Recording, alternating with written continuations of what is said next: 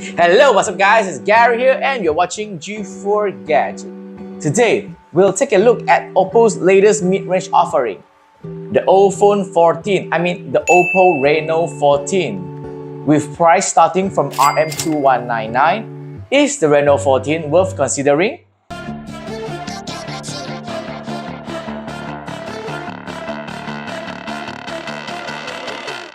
When I mistakenly say the OPhone, it is a reference to Oppo paying homage to the iPhone by making their hardware and software similar to Apple.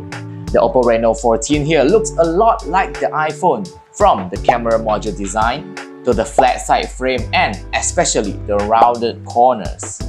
Of course, the build quality isn't on par with the iPhone, but it still feels very solid with the aluminum frame. I'm not a fan of this luminous green color. I'm sure someone out there will love it, but I think that the opal white looks so much better. The protection is amazing on this phone, with IP69 and IP68 rating for water and dust resistance. Moving on to the display. The Reno14 is on the smaller side, with a 6.59-inch Full HD Plus 120Hz AMOLED screen, which has 1200 nits peak brightness and splash touch.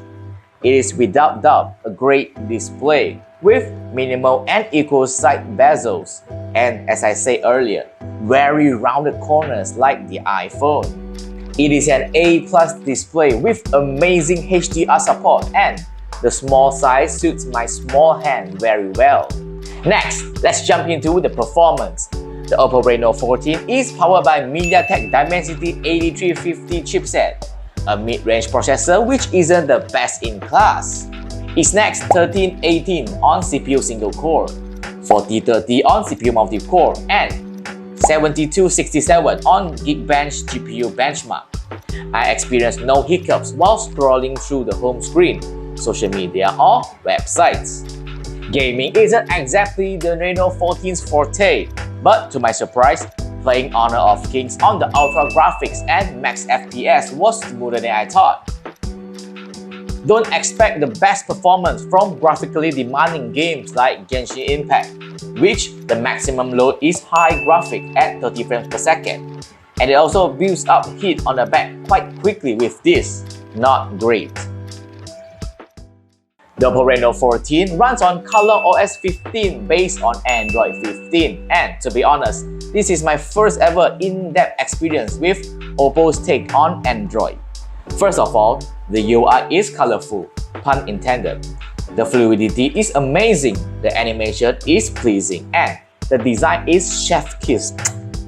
The level of customization the ColorOS allows is mind-blowing. Everything from the app icon shape, size, corner radius to the color and font. It offers one of the best customizability amongst Android skins. Having said that, this is also the most amount of bloatwares I've seen, which is kind of annoying having to uninstall them one by one. Of course, there are AI built into the ColorOS 15 like AI Assistant for Notes, which can help in format, cleanup, polish, and more to your essay or paragraph. There's also AI editor for photos like AI Recompose, AI Eraser, and more. I especially like the AI Perfect Shot, which the AI will help you to recognize faces in your album and select different faces to be swapped out. Another AI tool is the AI Studio, where you can upload your photos and reimagine the style or generate a new image based on your photo. All these functionals and fun features could not be sustained without a battery, and the Oppo Reno14 has plenty of them. Despite the thin and not that heavy body, the Oppo Reno14 actually comes with 6000 mAh of battery, one which provides more than 1 day of standard use.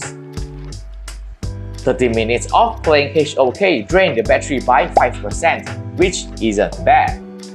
Oppo also kindly included an 80-watt charger, which can refill the battery from 20% to 80% in just 28 minutes and to 100% in just 43 minutes, quite an impressive speed. Let's move on to the OPPO Reno14's main selling point, cameras. The Reno14 is equipped with a 50MP primary shooter with OIS, 50MP 3.5x telephoto camera with OIS, 8MP ultra-wide camera, and a 50MP front-facing camera. The main camera can capture really amazing photos with lots of HDR and good details. They are on the more contrasty side, and colors are slightly natural and close to the real scenery. Sometimes it feels a little, only slightly, like an oil painting, which depends on your preference, might be a compliment or not. However, I'm quite blown away by the amount of HDR the phone captures, especially when shown using the Reno14's display. Telephoto camera works magic on the Reno14 and is able to capture very detailed shots even when zoomed in further. This is partially thanks to AI, but at this price point, the zoom shots are pretty good, even though they look AI-ish when you're maxed out on the zooming.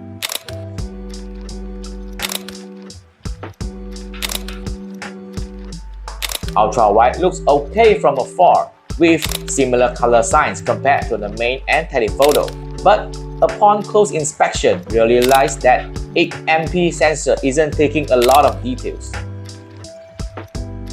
Portrait photos are great, with very natural and subtle beauty filter, plus hairline accurate separation of the subject and the background. Love it!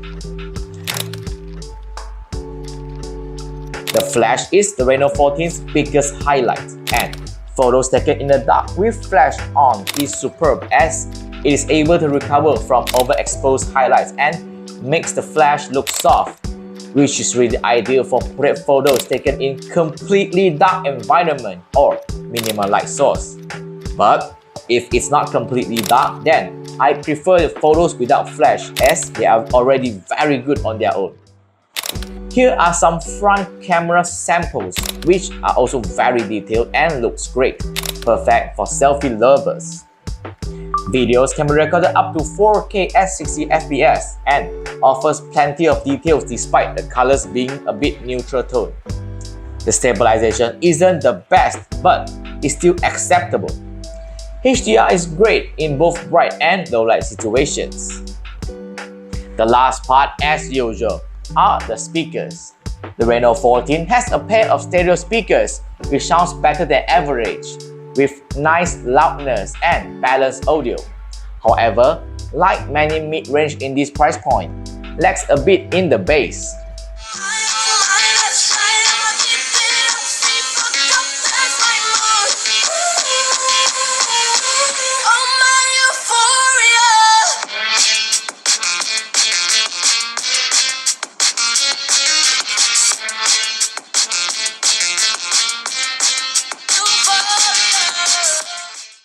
In conclusion, will I recommend getting the OPPO Reno14? Well, it really depends on whether you are heavy on taking photographs and portrait photos, as it really excels in this department. This old phone, looking a lot like the iPhone, might be a plus point for some too, and having a large battery with fast charging in this thin body is great. This is not for the serious gamers, but people who wants to enjoy a smooth and highly customizable OS plus useful AI features can give it a try. What do you think about the OPPO Reno14? Leave a comment down below and share your thoughts. Don't forget to like, share and subscribe to G4 Gadget for the latest tech news. See you guys next time. Bye!